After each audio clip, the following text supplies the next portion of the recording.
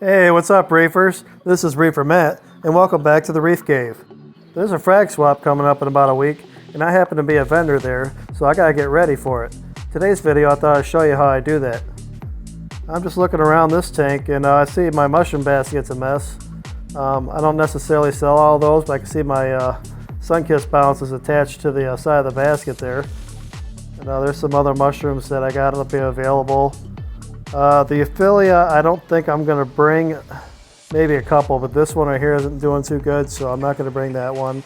I like to look and see how the coral are doing. If they don't look like they're opening up fully, like this Cephastria is not doing so good, so that one's not going to go. I just look to see which coral are doing good, which ones aren't. I'm having an issue with Cephastria, as you can see. Something's either eating them or they got some kind of infection, with the exception of a couple frags there. So I just look around and see what any issues I have with the coral, make any last minute adjustments. The Aphilia, at least in this tank, I probably won't bring any. I noticed this got a little brown spot there. That's a lighting issue. The whole thing on the top used to be brown, so I'm slowly rotating it around and I'm increasing my lights. These Galaxia are all doing good. Galaxia are a nice easy coral. These ones will all be going. I believe that's the hedgehog Galaxia. And these will all be going here. So things that I look for in my zoas is I look for any algae issues or any detritus that's building up on them. Because when they get detritus on them, they're not going to open up as good. I look for aptasia or any critters on them because I don't like to give people coral with things on them. So I make sure that there's nothing on the frag plug and nothing on the coral itself. So I just like to look around and see if there's anything going on with them. Any ones that don't open real good, I won't bring with me. But I just do a general look around, and sometimes I'll pick the frags up and look at the bottoms of them. This is the grow out section right here. Then up top is where I have my personal collection. And once these start growing out the frag plugs, then I'll frag them up and I'll offer them to other people, either trade them or I'll sell them for pretty cheap. I don't believe in the per polyp pricing that a lot of people do on zoas. I sell my frags as a whole frag, and zoas I usually do pretty cheap because I think that there's something that every hobbyist should have, and I like to share them. Here's a huge Duncan colony that I got to figure out what to do with, and there's a leather coral there. I'll probably bring that with me too, but those are doing good.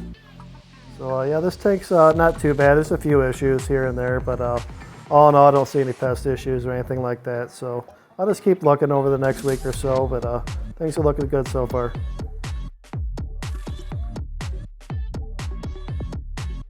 I like using those acrylic frag racks because when the zoas grow on them, I can just peel them off rather than egg crate to where you got to cut the egg crate.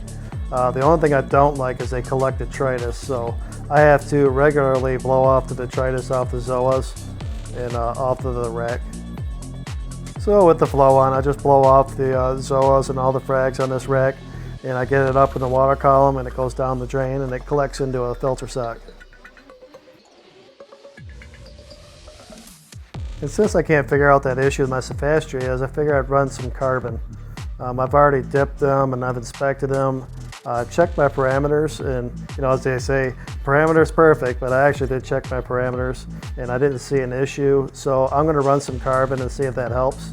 I have a carbon reactor, so when you first, after you fill it up and you first turn it on, you're going to want to take that outlet just like this and put it in a bucket. As you can see, that water comes out pretty dirty. That's actually the carbon.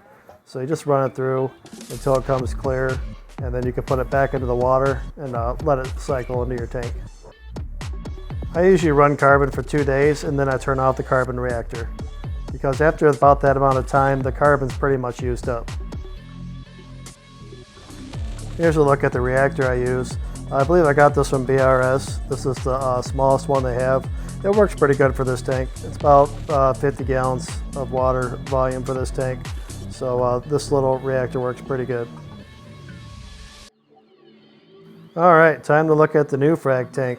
This is where I have a lot of new LPS corals in.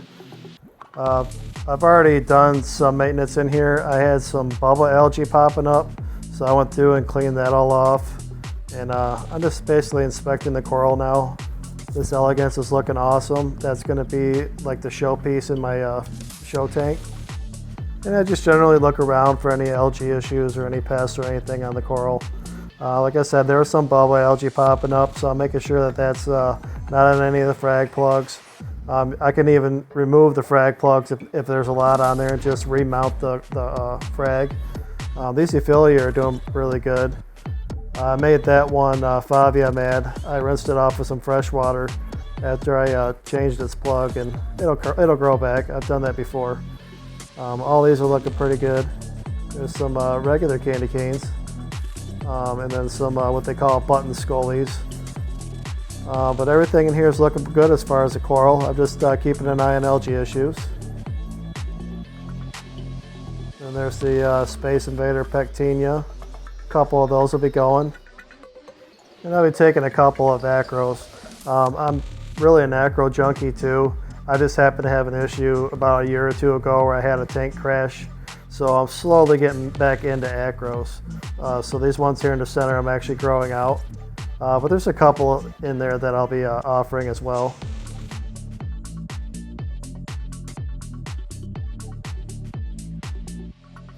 Here's some cool little Montiporas.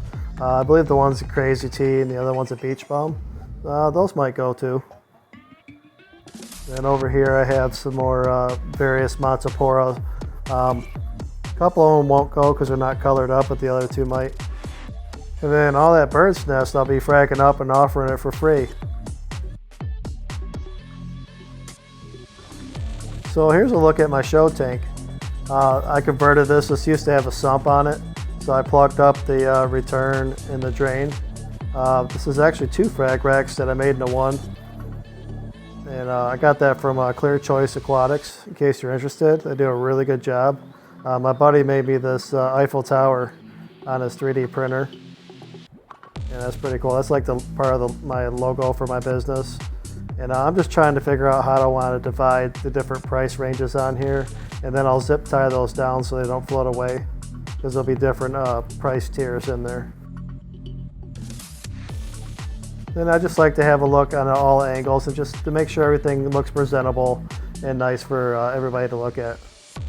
That elegance coral that I have will be right in the front here for everybody to see in the middle.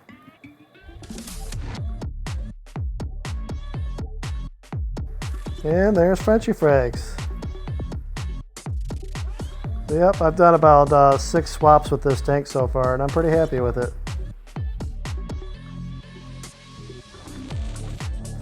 And not only do I sell coral, I also sell dry goods.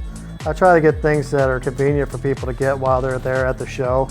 And I just pick up like some Hannah checker reagents and maybe a checker or two, some various additives and frag plugs, things like that. And I also take photographs and offer those as well, even though some people don't want pictures of coral, they actually want the coral itself. But I took all these pictures myself from coral in my tanks, and even though I don't have these 8 cans anymore, that's my favorite picture, so I always have that picture. There's some zoanthids that are from the same tank. That's from the 36-gallon bow front, in case you're curious. And there's Disney Acropora, that's in the 75-gallon SPS tank. And then somewhere in here I got a picture of Nemo and Nemo's zoanthids. Oh, there it is.